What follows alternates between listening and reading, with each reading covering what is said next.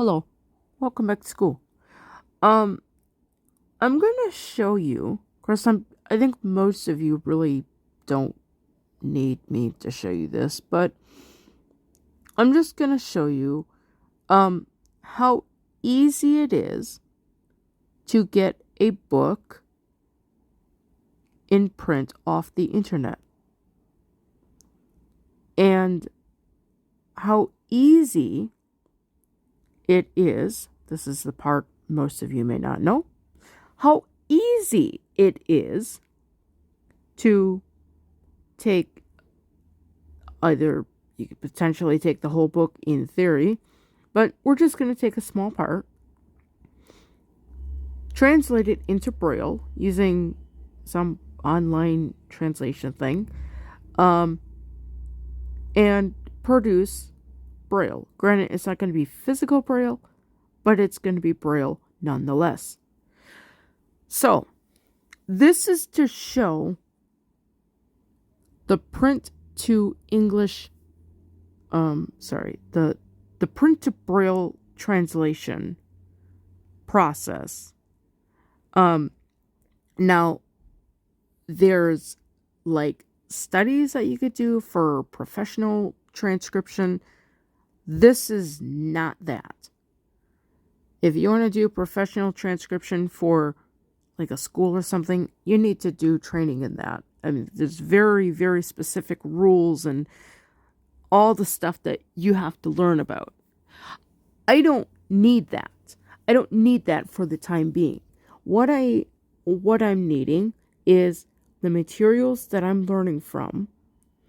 I need them in Braille. I don't need them specially formatted or any of this other stuff. I just need what I would consider Braille on demand. Just like you guys have print on demand for printed materials, blind people should have Braille on demand, and it shouldn't take any longer than getting it in print. Okay, obviously getting Braille on demand does take much longer. Okay, so we're going to go into the internet, and we're in Google. We're going to do Fairy Tales PDF, just throwing out something. So we got all these things here. Classic children's stories, fairy tales, Hans Christian Andersen. I have no clue who that is, but it sounds like a pretty awesome guy. So here we have Hans Christian Andersen's children's fairy tales. Classic children's fairy tales. So this is you got the table of contents. Some reading. And yeah, I think this is the actual. Oh, these are the actual fairy tales, I think. The swineherd. Yeah. So these are the actual fairy tales. So someone could take this document and they could print it off. However many stories they want to read. Let's say they want to read the real. What is this? The Real Princess. They could take this story. They could print it. Hey, look, that's only less than a page. Less than a page right there. They could print it off. They could have a story for their children to read, or they could read to their children. Right there. This is for sighted people. Now, if a blind person wanted to do that, they have to do a little bit of work. Usually, if you want something, you have to do work. If you want, like, something really bad, you will work and get it no matter what. So let's pretend, this is a pretty short little story. Let's pretend I want to read this story, but I can't see. So, in theory, we can highlight the text if it will let you highlight it. If it doesn't, then you're up a creek without a paddle. Okay, this one lets you highlight the text. Let's At least highlight up to that point. We don't want to do the whole story. Well, we could. Okay, well, we're just going to do that. And so select all. Let's just copy text. Now what we're going to do is go to another window, which I have somewhere over here. This is a pretty accurate Braille translation thing on the internet. The only drawback is that if you have a .456 or a .56 word or whatever, those dots are not going to be represented correctly. So if you don't know the code and you just take this and translate it, it's going to turn out funny. But let's take our little English story and paste it. If I can figure out paste. Okay, there we have our English story and it's pasted. Let's make these people happy. Okay, so here we have the English story and it's pasted. It's not formatted correctly, so we could go through and format, make this a little bit better. Actually, it's already here. Let's just format here and here. Got that. Let's move this side, I think, there. And basically, I'm just closing up all these weird things where the words didn't line up right. Okay, the princess. Oh, da-da-da-da. Okay, so let's take out this line because it's an incomplete sentence. All right, so here is our story, and let's pretend we want to put it in grade 1. So right here we have grade 1 Braille. Now, if you have an embosser, you could take this file and print it.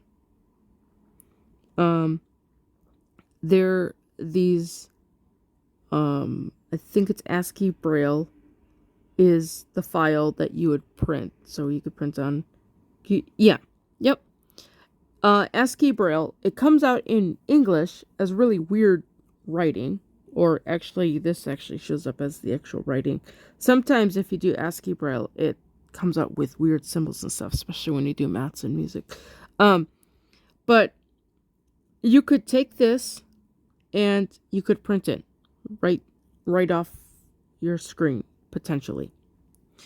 And it would turn out like this. It would be a little rough on the edges with formatting, but it would be Braille. This is how easy it would be to get Braille as you need it. This isn't even the whole story. Now I'm kind of curious because I'm working with some mathematical things, not advanced, obviously. If you follow the channel, it's not anything advanced right now. If we go into, say, one of the mathematic folders that I have, let me go here. Let's go to mathematics. Let's go into here. Let's do Ray. Let's just type. Let's do this book. I mean, I'm just kind of picking a book at random, something that may or may not have symbols. So I got the practical arithmetic. So it's going to teach you about practical arithmetic. Arithmetic that is not taught nowadays. After all the preface and your table of contents, let's see, definitions. You gotta know your definitions. Okay, so I thought I ran across some problems. Let's scroll down because I think this deals with place values. Yeah, this deals with place values. Um, okay, so these are numeric. These would all are spelt out words. These would all show up as words. Okay, so here we have some problems. Granted, they're addition tables. Let's actually see here. Did we get to the actual addition?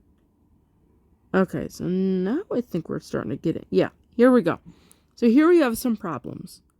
We have all these. Let's take this first one here. So we're dealing with dollars, and we're going to add these all up. But let's see if we take this. I have no clue how this is going to work because I've never done this. We're going to copy text. We're going to go back to that Braille thing. And we're going to paste it. Okay, so it gives you that. Let's put in a plus sign and see what happens. I do not know if this translates mathematics, but we're gonna find out right here. Because I love doing this type of stuff. This is me learning. Okay, so we got that. We got the problem. We got it that it's adding. I don't know if we did a line, what would happen if we did something like that. So it kind of looks like an addition problem. I mean, we could move these over and actually line them up, which, let's just do that. Let's line these up so that our columns are correct. Oops. There we go. And we gotta move the 5, 10. Oops, I'm hitting something. There we go. We got the 5, 10, and then we move this over. Oh, some of these are not lined up right. I don't know why.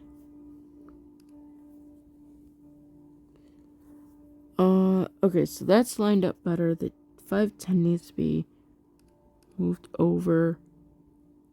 And the 89 needs to be moved. Oh, 89 moved over too far. And then we have our equal. Okay, I have never done this with mathematics before, so this is going to be interesting to see what happens. So let's just leave it at grade 1. Oh, it translated already. So, holy cow. It's not exactly lined up perfectly. Well, let's see if because we did go and move all this stuff.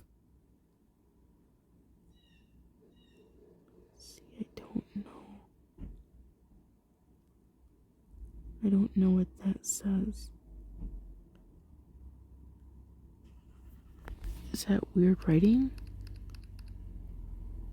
Was that one of my numbers? Oh no, I don't know. Okay, well, we're gonna just let it be. Let's move this. Just move it back over, and let's just move all these back over. Oops.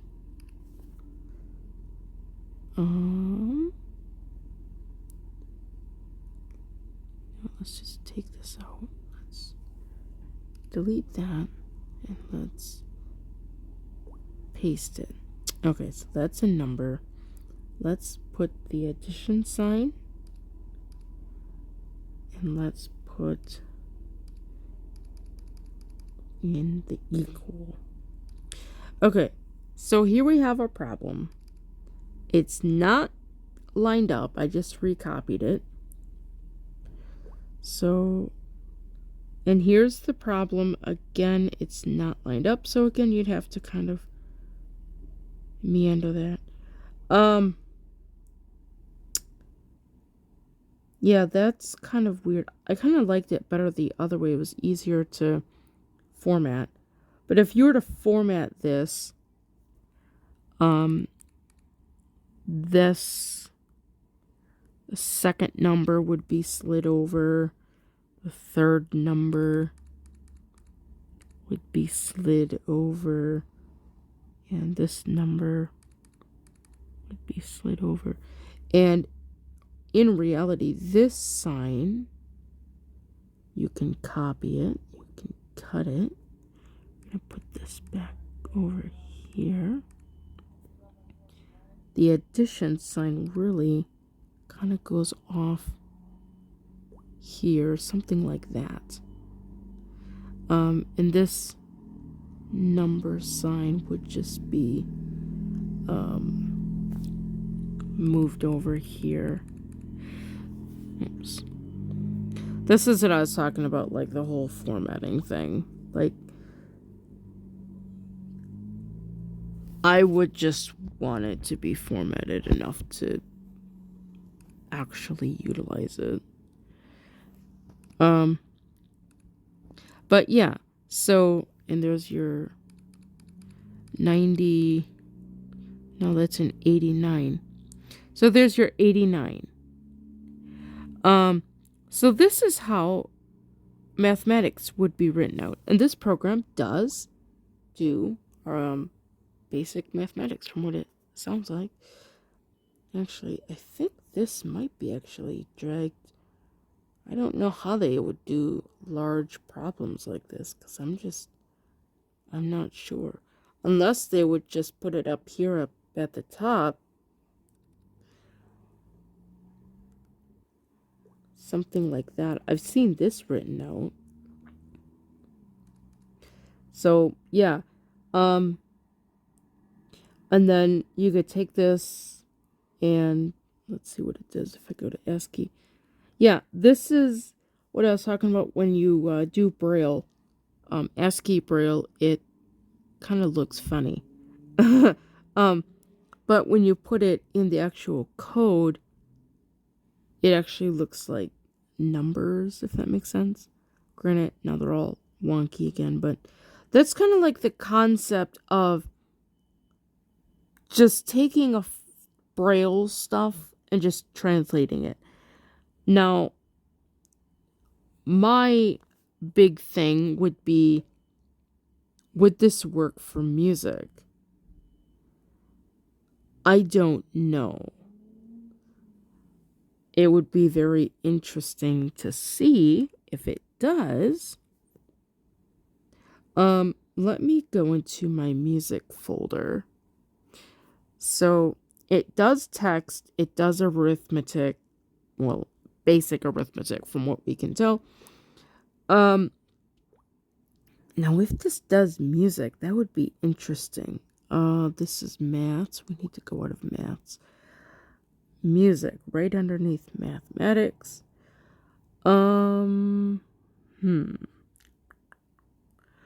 Let's see. If I'm learning to read music, I'm starting off with something really simple. Where is... reading by touch. That's what I'm looking for. So, Melodia.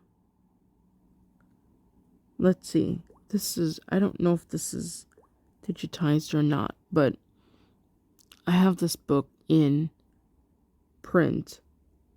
And it's a really good book. So you got your content. Okay, so here we got. Let's see. Oh, well, that's the time signature is digitized. Let's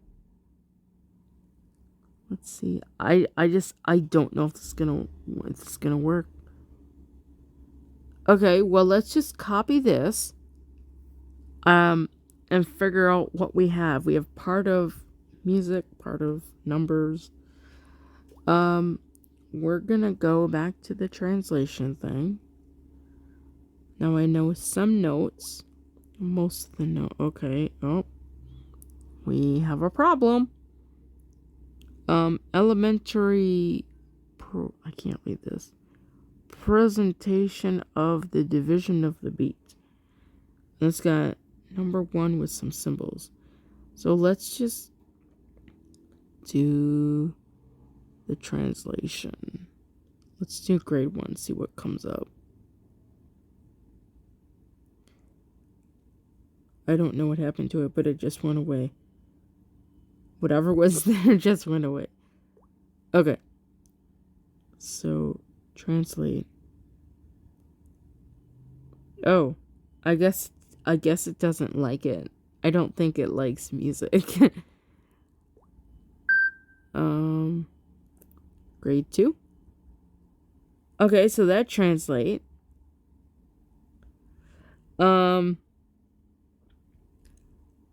So that's the text from what it looks like. It says number 1, and it has it's a letter E, but I'm trying to think what that is in music. That's an A, pitch A in music. But it's, yeah. And I think the letter X is a rest, if I'm not mistaken. So, yeah. Well, this little thing here, it does print, it does basic mathematics from what we can tell, and it does not do music. So 2 out of 3 isn't bad. But this is just to kind of show, or kind of demonstrate how how easy for me, because I mean, like, this is something that I like to do. I like to go through and edit things and make them look really nice, and then use them. This is how easy it is for me to go through and copy text and translate it. So yeah. I guess if I have no idea why. I guess if you want to like, share, and subscribe, and don't forget to ring the notification bell for all notifications, that would be helpful.